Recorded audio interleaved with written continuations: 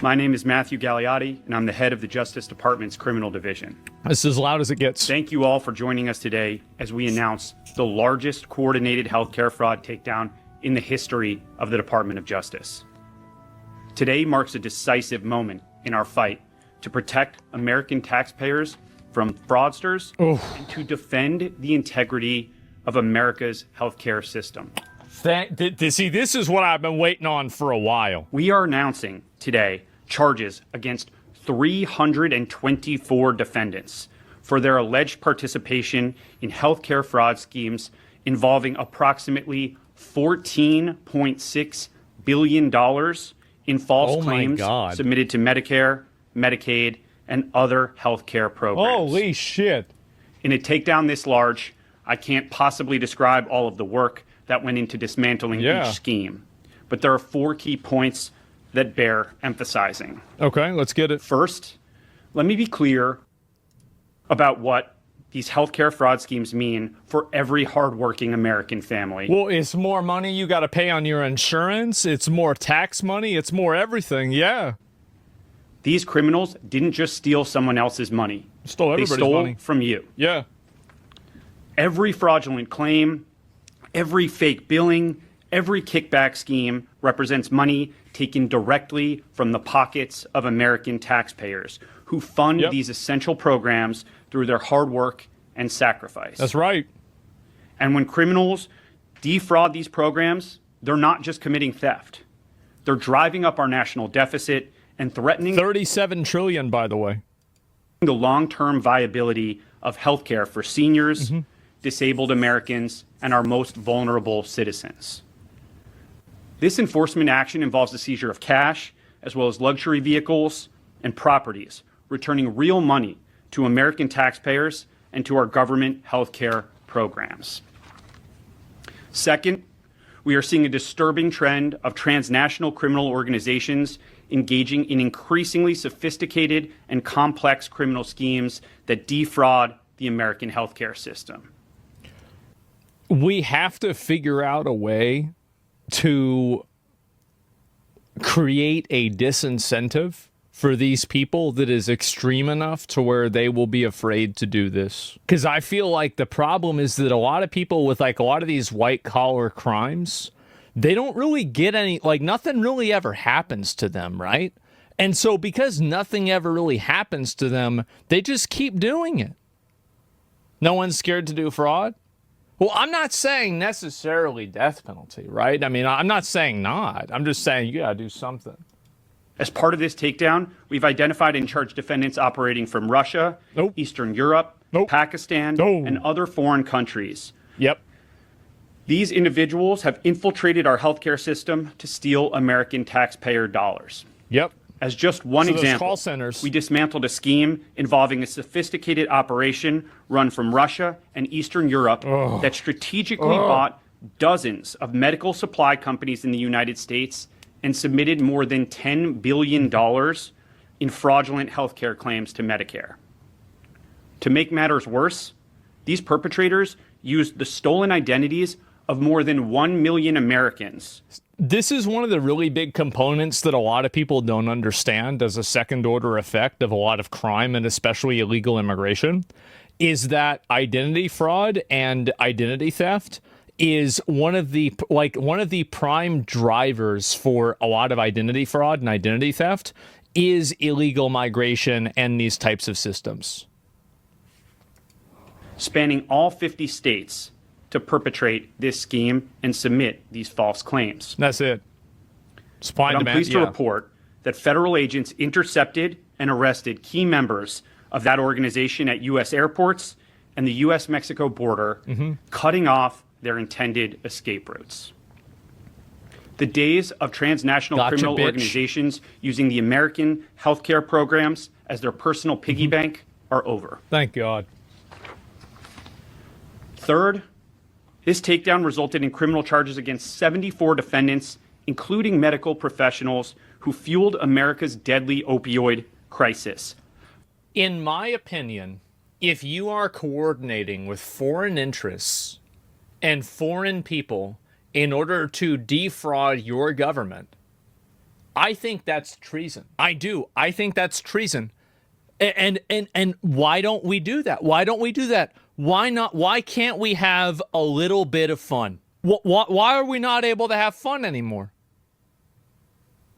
I'm just saying. For personal profit. These are not isolated instances of poor judgment. These are calculated schemes designed to exploit Americans struggling with addiction while enriching the very people who were duty-bound to help them heal. Of course. We charged pill mill operators who prescribed unnecessary opioids. We dismantled networks of corrupt pharmacies that existed. Well, you've got to keep in mind that, like, one of the reasons why they're prescribing a lot of this stuff is because these doctors get kickbacks. And as long as the doctors continue to get kickbacks and rewards for this, this problem is going to continue to grow and get worse. So if you really want to stop this problem, you have to cut off and you have to turn off the faucet. You have to look at, why does the system that we have create these outcomes? Because it's great that we're going to get these guys and hopefully they go to jail and hopefully they get punished. But that's not really like that is a victory for today, right? It's winning the battle. I'd much rather win the war, is what I'm really trying to say. The problem is the policy that creates an apparatus for this to continue happening. Because it's not like this is going to stop happening tomorrow. Even if there's a high punishment for it, people will still do it. It's solely to distribute drugs to addicts and dealers. Do I get my tax dollars back? No. Feeding the addiction crisis that has devastated so many American communities. Mm-hmm. This is not healthcare. It is a staggering breach of trust. Yep.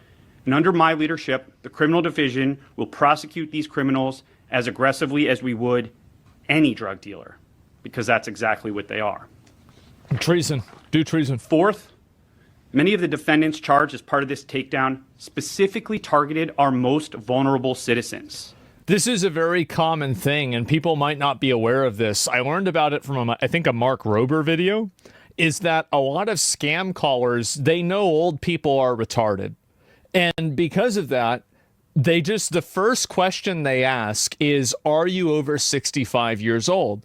And if they answer yes, then they continue the call. And if they answer no, they just hang up, because they assume if somebody's like 59, well, they might know how computers work and this just isn't going to go anywhere. That's it. It's sad as fuck. Exactly. And again, guys, we're getting back to basics with this. If you watch a lion chase down a pack of gazelles, do you want to know the gazelles that get left behind? The ones that are over 65 years old comparatively. That's right. And the ones that are disabled. That's the reason. This is straight fucking nature. Elderly Americans in nursing homes, individuals with disabilities, those battling serious illnesses, and more. That's what I said.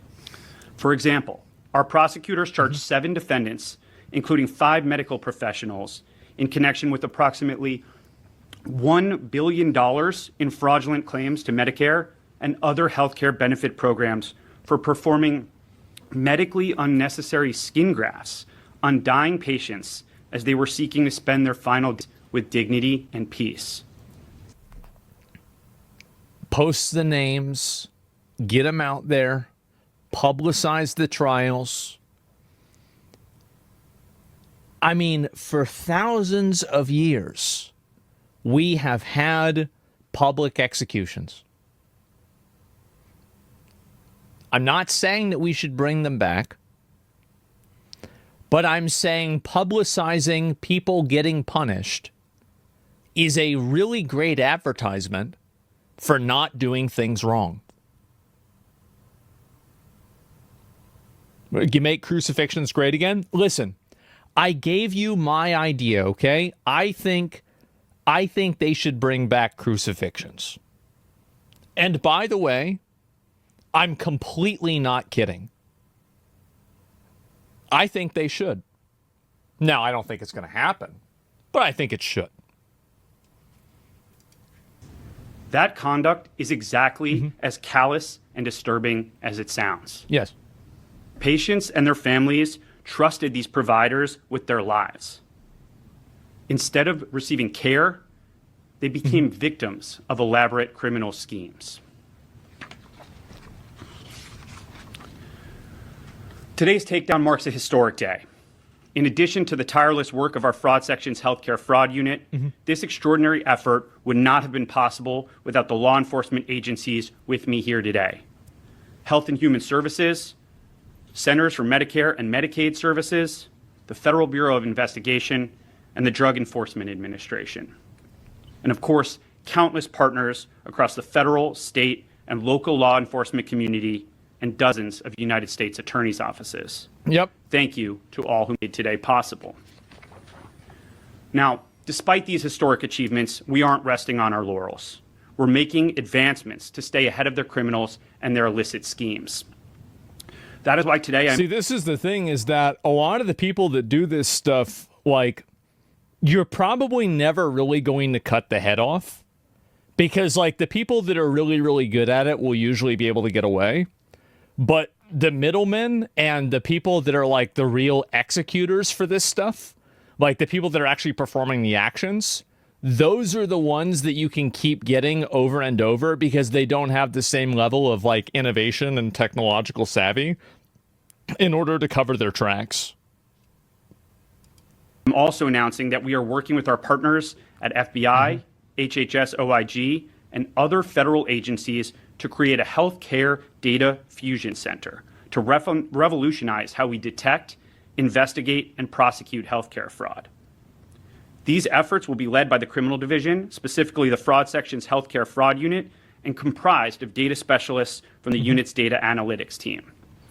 The Fusion Center will break down information silos using coordinated data analysis to enable our investigative teams to quickly identify and dismantle emerging fraud schemes. Yeah, these guys are, like, the thing is, if you invest the energy and the time into this, you can solve this problem.